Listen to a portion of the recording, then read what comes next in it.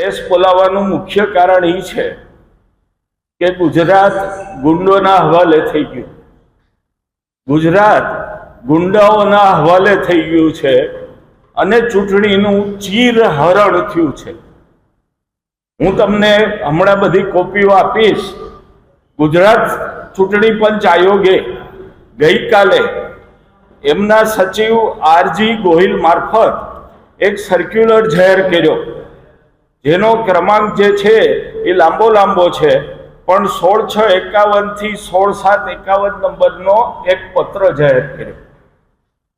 આ પત્રમાં મતદાન મથકમાં એજન્ટ તરીકે કોણ બેસી શકે એની એમણે સ્પષ્ટતા કરી। નકલ હમણાં તમને અમે આપશું 10 મિનિટમાં। પણ વાત એ છે કે જે સુધારો એમણે કર્યો એ એક્ઝેક્ટ વર્ડ ટુ વર્ડ હું વાંચું।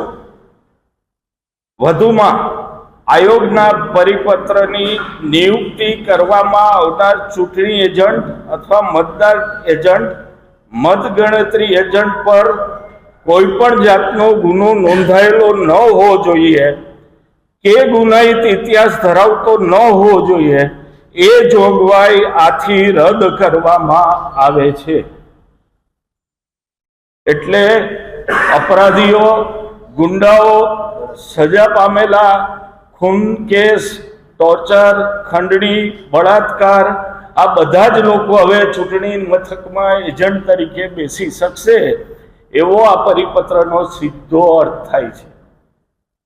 જનમત ખસકી જતા હાર ભાળી ગયેલી ભારતીય જનતા પક્ષ ગુંડાઓ અને અપરાધીઓના શરણે ગઈ છે અને જનમતને આવા દાગી કલંકિત લોકોને મતદાન મથકમાં બેસાડીને મત ચોરવાનો અને ચૂંટણી ચોરવાનો પ્રયાસ કરી રહી છે। એને માટે આજે આપને અમે આમંત્રિત કર્યા છે। આ લોકશાહી માટે અત્યંત કલંકરૂપ પગલું છે। કોંગ્રેસ આનો ભરપૂર વિરોધ કરે છે અને તમને પણ વિનંતી કરે છે કે લોકશાહીમાં ચૂંટણીનું ચીરહરણ ન થાય, એટલે આપ પણ અમને અમારા આ મિશનમાં ખુલીને મદદ કરો। આ પરિપત્રની નકલ આપને આપવામાં આવશે હમણાં જ, પણ મૂળ વાત આ હતી। રાજકોટમાં ત્રિપુટીએ ભયંકર ભ્રષ્ટાચાર કર્યો, તરખાટ બચાવ્યો ભ્રષ્ટાચારનો।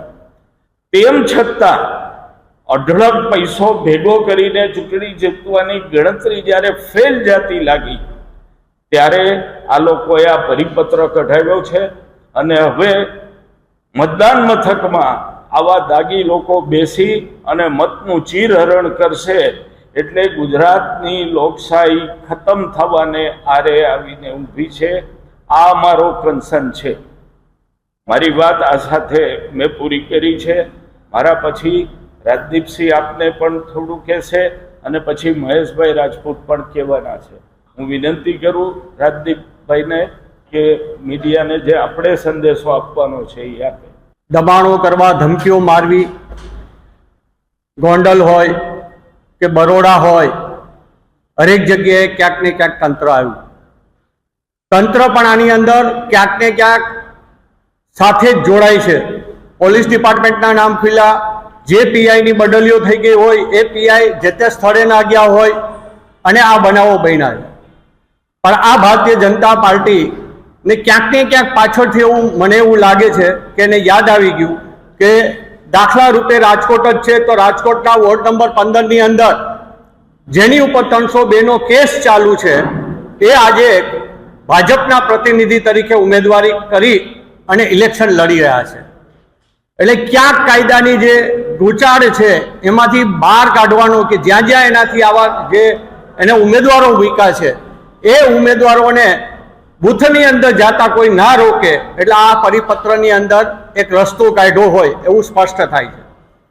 પણ આ દેશની અંદર અને ગુજરાતની વાત કરીએ, ગુજરાતી તરીકે આપણે શરમજનક જે વાત અને જે ઘટનાઓ છે એ ઘટનાઓ એવી છે કે આ દેશના આજના જે હોમ મિનિસ્ટર બેઠા છે એ પણ ગુનાઓમાં, એટલે કે 302માં એની અંદર એને પણ ફરાર થવું પડ્યું હોય, 6 મહિના ફરાર રહ્યા હોય, અને એ આ દેશના આજે હોમ મિનિસ્ટર છે, આજના ગુજરાતના હોમ મિનિસ્ટર છે કે જેને બોલવાની ભાન નથી.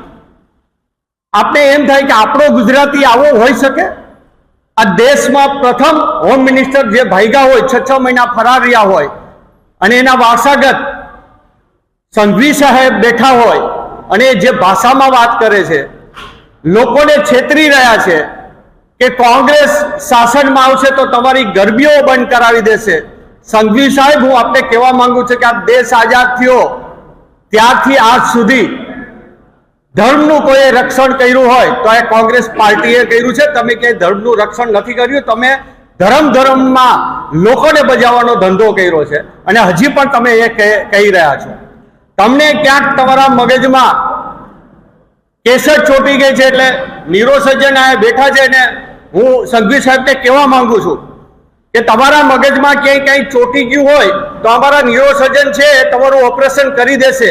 તમે જે એક શબ્દનો કોંગ્રેસીઓ અને એક બીજો શબ્દ જે બોલો છો, જે હું બોલવા માંગતો નથી, કારણ કે કોંગ્રેસી તરીકે અમે એવો શબ્દનો કોઈ પણ પાર્ટીના કે કોઈ પણ વ્યક્તિ માટે અમે ઉપયોગ ન કરી શકીએ, પણ તમે જે શબ્દનો ઉપયોગ કરો છો, મને ક્યાંક હું આપને પ્રશ્ન કરવા માંગુ છું એક ગુજરાતના નાગરિક તરીકે કે શું આપને આ શબ્દ કોઈ કહી ગયું તું મોઢે કે જેથી કરીને તમારા મગજમાં આ શબ્દ ચોટી ગયો છે કે તમે લોકોની વચ્ચે ગમે ત્યાં આ શબ્દનો ઉપયોગ કરો છો?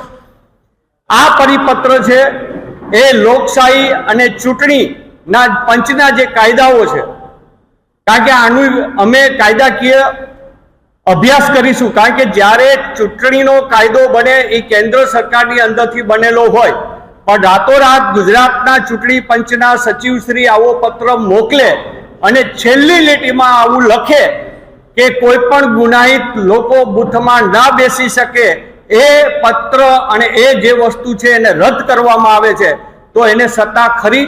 કારણ કે ચૂંટણી પંચના કાયદાઓ બને એ પાર્લામેન્ટમાં બનતા હોય, રાષ્ટ્રપતિ પાસે મંજૂરીમાં જતા હોય, અને આ ગુનાહિત લોકો અંદર ભાગ ચૂંટણીમાં ના લે, ગુનાહિત લોકો બૂથમાં ન બેસે, તો એનો ફેરફાર કરવાનો આ લોકોને અધિકાર છે કે કેમ? કારણ કે આ લોકો તો એવા લોકો છે કે આ લોકો અભ્યાસ કરે, કોર્ટમાં જાય, ત્યાં સુધી ચૂંટણીને સંકેલો થઈ જાય અને પછી ભલે લડ્યા કરે. છેલ્લા 4 દિવસથી આપણે જોઈએ છીએ કે એટલા રઘવાઈ થઈ ગયેલી આ સરકાર ગુજરાતની કે એના ધારાસભ્યો બરોડામાં ધમકીઓ મારે કે તમે અહીંયા રિઝલ્ટ ખરાબ આવશે તો અમે આમ કરશું.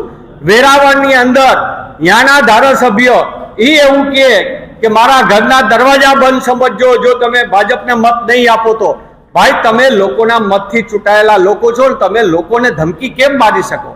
એટલે ધીમે ધીમે ખાલી ગુજરાત નહીં પણ આખું દેશ છે એ ગુનાહિત લોકોના હાથમાં જઈ રહ્યો છે. ત્યારે અમારી, તમારી, મીડિયાની બધાની જવાબદારી છે કે આ દેશ, આ રાજ્ય ગુનેગારોના હાથમાં ન જાય, એના માટે આપણે સૌ સાથે મળીને આનો વિરોધ કરીએ અને આપ સૌ પણ આની અંદર જોડાય અને આવા પરિપત્રનો બહિષ્કાર થાય એમ આપ સૌ જોડાશો એવી આપ સૌ પાસે હું આશા રાખું. જ્યારથી સ્થાનિક સ્વરાજની ચૂંટણીની જાહેરાત સમગ્ર ગુજરાતની અંદર થઈ છે ત્યારે ભ્રષ્ટાચારી ભારતીય જનતા પાર્ટી બોખલાઈ ગઈ છે.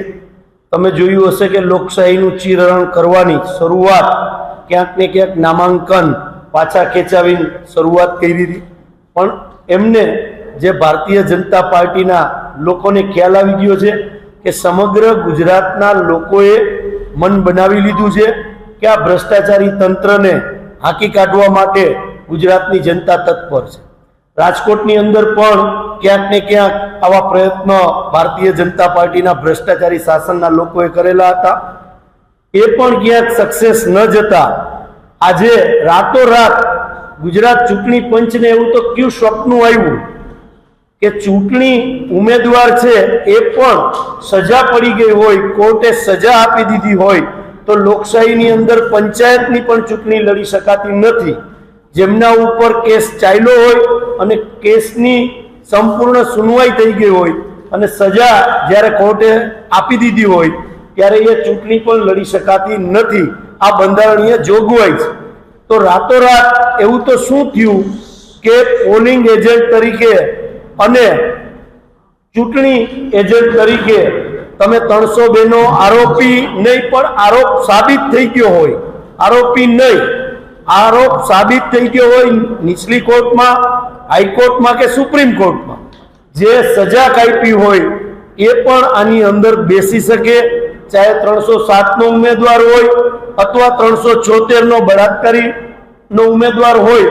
તો રાતોરાત એવું શું થઈ ગયું ગુજરાતના ચૂંટણી પંચને કે ભારતીય જનતા પાર્ટીની કઠપુતલી બનીને બંધારણ ઉપરાંતની આ તાત્કાલિક જે પરિપત્ર કર્યો છે એને સમગ્ર કોંગ્રેસ પરિવાર દ્વારા વખોડીએ છીએ અને આપના માધ્યમથી, ચોથી જાગીરના માધ્યમથી કહેવા માંગીએ છીએ કે રાજકોટની જનતા અને ગુજરાતની જનતા સમક્ષ પણ આ ભ્રષ્ટાચારી તંત્રનો અસલી ચહેરો આવે, કારણ કે ચૂંટણી પંચ પણ ક્યાંક ભારતીય જનતા પાર્ટીની ભ્રષ્ટાચારી શાસનની ગાઈડલાઈન નીચે ચાલતું હોય એવું લાગી રહ્યું છે.